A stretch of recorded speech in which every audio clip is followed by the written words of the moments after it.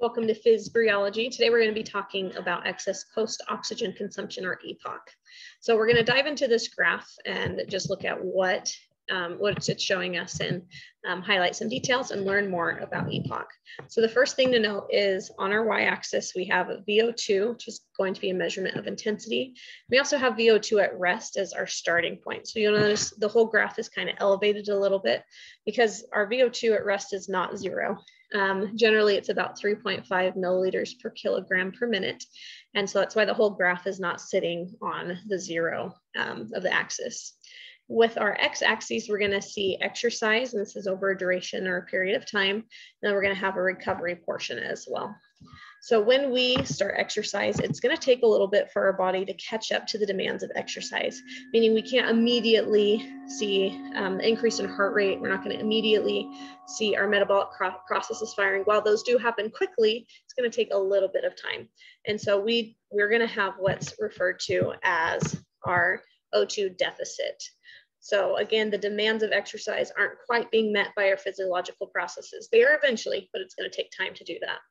And so as we continue with our exercise, our VO2 is going to increase until we reach a steady state VO2, where the oxygen supply and demand are being met by the body.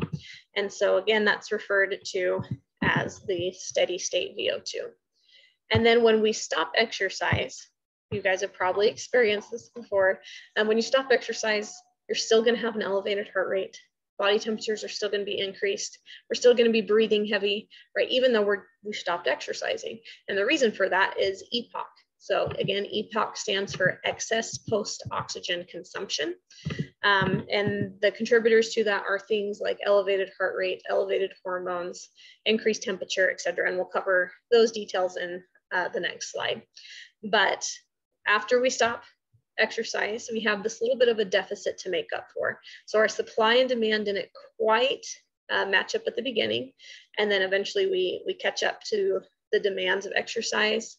And once we stop, we've still got to bring all of our physiological processes back down to resting homeostatic values. And so that's where we get our O2 det, or EPOC. So this particular example is exercise for light intensity. Now we're going to look at exercise during a higher intensity. You can see our former graph kind of in the background here. So we've got our first VO2, and then we've got our EPOC portion, and then our O2 det. And so you'll see that pretty much, it's pretty simple. During higher intensity exercise, everything's going to be elevated. Our oxygen det's going to be a little bit more, our VO2 is going to be higher, and our EPOC is going to be greater and generally take a longer amount of time as well. So things, again, that are going to contribute to EPOC, or excess post-oxygen consumption, is we're going to be resynthesizing our ATP-PC system in the muscle. Specifically that PC that was utilized during exercise. We're going to be restoring both our muscle and blood oxygen stores. We're using the Cori cycle to convert any lactate that was created into glucose. And then we want to bring all of these things back to normal resting values, right? Our body likes homeostasis, especially at rest. So we want to bring that heart rate back down, the breathing rate, the hormones, and our body temperatures. So all of those are elevated post-exercise, and EPOC, we want to bring those back down. So again, all these are contributors to excess post-oxygen consumption. Two notes really quick. The hormones you'll typically see that are going to be elevated are epinephrine and neuroepinephrine. Some textbooks will also include thyroxine and glucocorticoids in there. However, that's not as commonly seen. So if your textbooks includes those, that's awesome. Make sure you keep those hormones in mind. But the big ones that are usually focused on are going to be epinephrine and neuroepinephrine.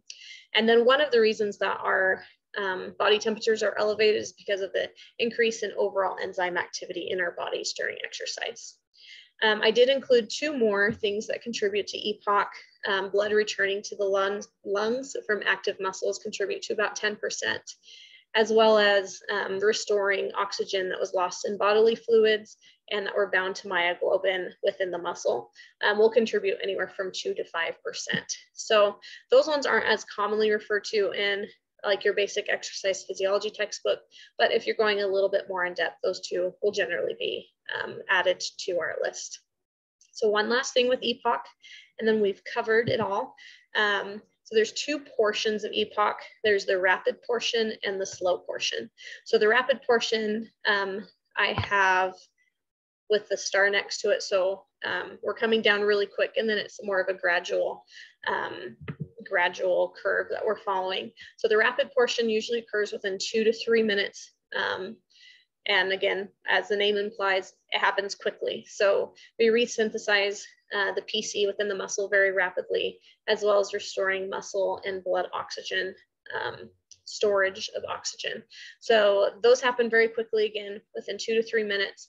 And then the other slower portion of EPOC is generally going to be greater than 30 minutes. Depending on your textbook, it will say 30 to 60 minutes. Some will even go as far as saying EPOC will last 24 hours, but really it just depends on the intensity of the exercise.